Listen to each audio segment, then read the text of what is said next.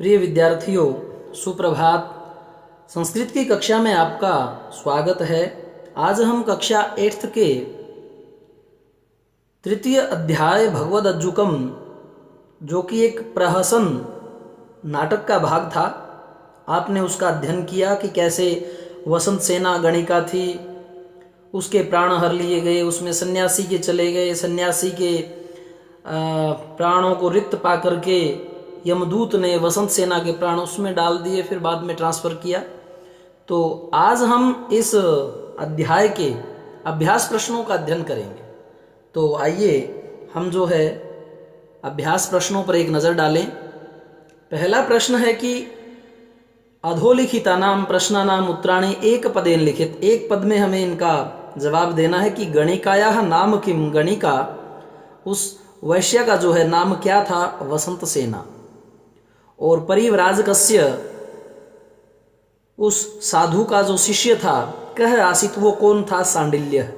यहाँ हमने आंसर दिया किम का, यहाँ हमने आंसर दिया कह का, सांडिल्य।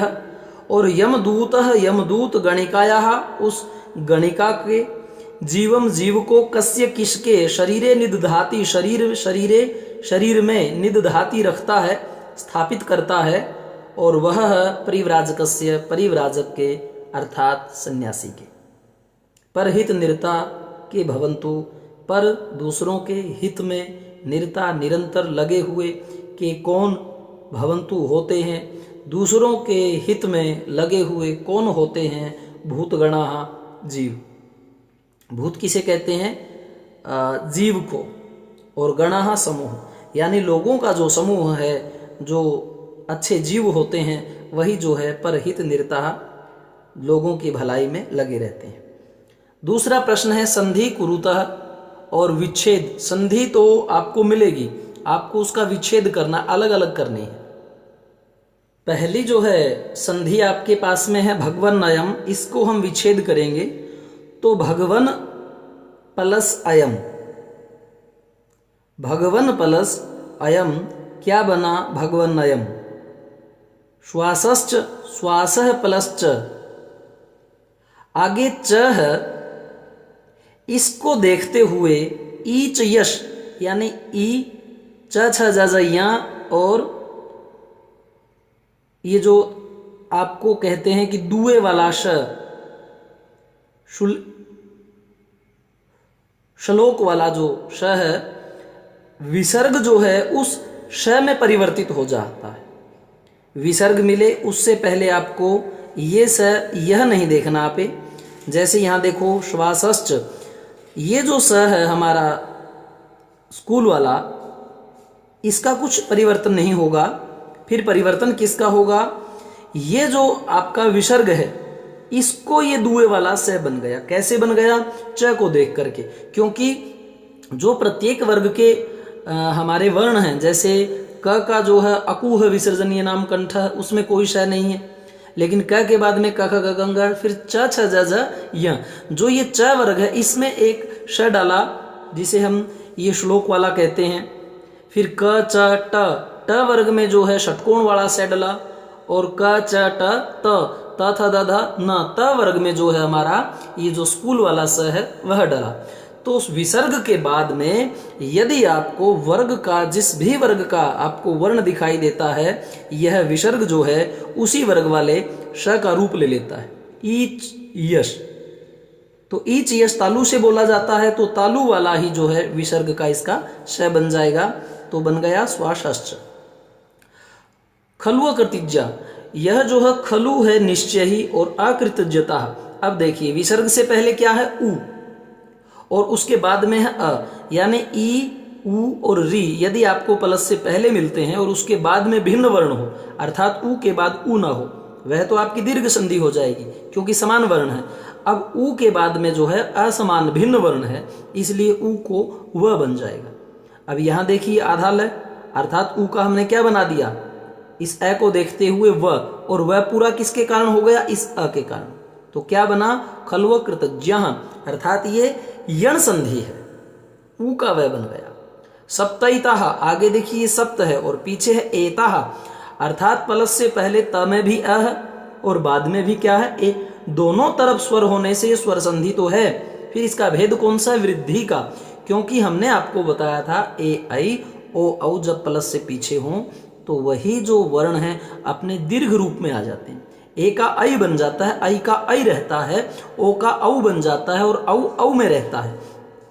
तो आगे है अ और पीछे है ये हमारे जो वृद्ध जिन्हें बूढ़े वर्ण कहते हैं, ए आई ओ औ। तो यह हमने बूढ़े वर्ण माने और ये प्लस के पीछे मिलते हैं, तो ए का आई बन जाएगा। अब देखिए सप्त, इसमें से हमने अ लिया और आगे ए, तो दोनों का क्या बना? आई रूप बन गया, और जो आई स्वर है उसने इस आधे ता को पूर्ण कर दिया, सप्तईता वृद्धि संधि में। करोती इति, करोती प्लस इति, यहां छोटी ई लघु ई और यहां पर लघु ई दोनों समान वर्ण है, तो दोनों का दीर्घ हो गया, बड़ी ई बन गई और करोती ती ऐसा बन गया। इसके उपरांत जो हम पढ़ेंगे वह प्रश्न है विपरीतार्थक शब्दालेखनीय। विपरीतार्थक शब्द आपको बताने हैं। यहां देखिए पहला है जैसे गुणा, तो क्या बन गया? दुर्गुणा या दोषः, कोई भी शब्द यूज कीजिए। स्वीकारः, इसका विपरीत क्या बना? त्यागः। दक्षिण हस्तः, और क्या बना? वाम हस्तः। दक्षिण होता है, जैसे हम अगर इस पे आए कि दायां और बायां, तो दक्षिण हमारा दाहिना हाथ हुआ और वाम हस्त यह हमारा बायां हाथ हुआ। क्योंकि आपने देखा होगा कि कई बार लोग बोलते हैं कि वह उसके वाम हस्त में विराजमान था, तो अर्थात बाएं की तरफ जो था, लेफ्ट साइड में जो था वह, तो लेफ्ट साइड वाला हाथ वाम हस्त। अनन्यः और अन्यः, एक तो होता है अन्य यानी दूसरा, एक होता है अनन्य कि कोई नहीं है अन्य, अर्थात एक ही सिंगल जो है वो अनन्य। कृतज्ञः और कृतघ्नः। अब यह देखिए, ये जो ज्ञ है यह संस्कृत में आपको कृतज्ञः बोलना पड़ेगा। हिंदी में आप इसे कृतज्ञ बोल सकते हैं। कैसे? कि जो ज्ञ है यह ज और य के योग से बना है। किसके योग से बना? यहां देखिए, ये है आपका ज हलंत और प्लस या पूर्ण, तो ज और यह क्या बोला जाएगा? ज्या, यानी यह की आवाज आएगी। उसी प्रकार से आधा का और ये पूर्ण श, यानी ये आधा नहीं है, ये क्या बोला गया? क्ष। उसी प्रकार से त्र, तो जो आपको आवाज सुनाई दे रही है त्र की, उसमें कौन कौन है? त हलंत और र, त्र। जब त्र को, त और र को हम त्र बोल रहे हैं, क और श को क्ष बोल रहे हैं, तो ज और य को ज्या क्यों नहीं बोलेंगे? जब हम बोलते हैं ज्ञ, तो ज्ञ तो ऐसे लिखा जाता है, ये है ज्ञ।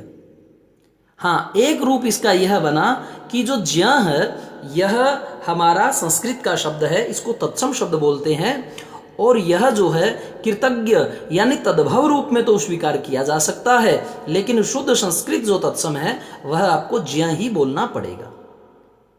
यज्ञ क्योंकि संस्कृत का शब्द है, और तत्सम यदि उसका बिगड़ा हुआ रूप बनाए तो यज्ञ हम बोल देते हैं। जैसे यूपी में स्कूल को स्कूल बोलते हैं, आप जो स्त्री है उसको स्त्री बोलते हैं, जबकि स्त्री अलग है और स्त्री प्रेस होता है। तो इस प्रकार से बोलने में त्रुटियां भले ही हमारी हों, परंतु आपको उसके मूल शब्द का उच्चारण और जो है उसका अर्थ पता हो। जिन शब्द, यह वैज्ञानिक लैंग्वेज है कि जिसके अंदर, तो हम उसको वैज्ञानिक बोल रहे हैं, लेकिन बनेगा क्या? वैज्ञानिक। तो हिंदी भाषा भी ऐसी है कि जिसमें जो बोला जाए वही लिखा जाता है। तो यदि आप ज्ञ बोलोगे तो ऐसा लिखा जाएगा और ज्ञ बोलोगे तो ऐसा लिखा जाएगा। इस प्रकार से ये जो ज्ञ आपका रूप है, ठीक है।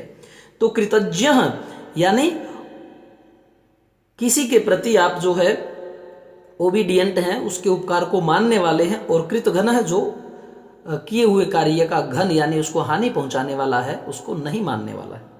तो इस प्रकार से हमारे यह जो क्वेश्चन थे उनको आप लिखिए और याद कीजिए। और जो हमारा वीडियो है वह जानते हैं 9-10 मिनट का होता है, और एक जगह सारे वीडियो यदि आप प्राप्त करना चाहते हैं तो गुरुजी आरपी शोराण के चैनल में जाएं, प्लेलिस्ट को क्लिक करें, उसमें से अपनी कक्षा चुनें और सभी वीडियो एक सीक्वेंस में आप पाएं। धन्यवाद।